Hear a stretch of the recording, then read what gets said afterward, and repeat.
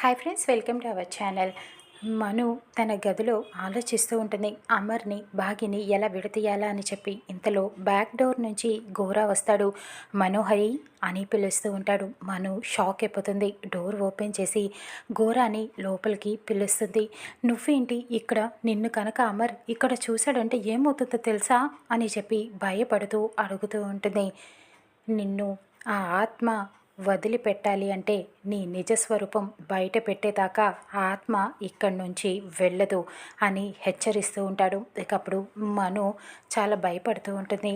ఆ ఆత్మని నువ్వు బంధించాలి అంటే కనుక నేను ఏ విధమైన సహాయం చేయాలి చెప్పు, ఏం చేయాలి అని అడుగుతూ ఉంటుంది. ఇకప్పుడు గోరా చెప్తాడు, ఆ బాలిక అస్థికలు నాకు కావాలి అని చెప్తూ ఉంటాడు. అస్థికల? ఇంపాసిబుల్, అది అస్సలు కుదరదు. ఆ అస్థికలు అమర్ దగ్గర ఉన్నాయి. అస్థికలు తను నుంచి నేను తీసుకురావడం అనేది చాలా కష్టం.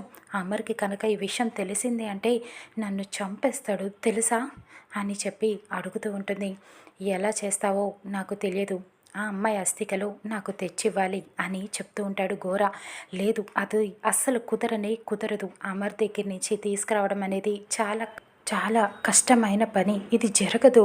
ముందు నువ్వు ఇక్కడి నుంచి అర్జెంటుగా వెళ్ళిపో అని చెప్పి గొడవ చేస్తూ ఉంటుంది. ఇంతలో అమర్ రెడీ అయ్యి ఆఫీస్కి వెళ్ళేటప్పుడు లోపలికి మను గదిలోకి తలుపు తీసుకొని వస్తాడు.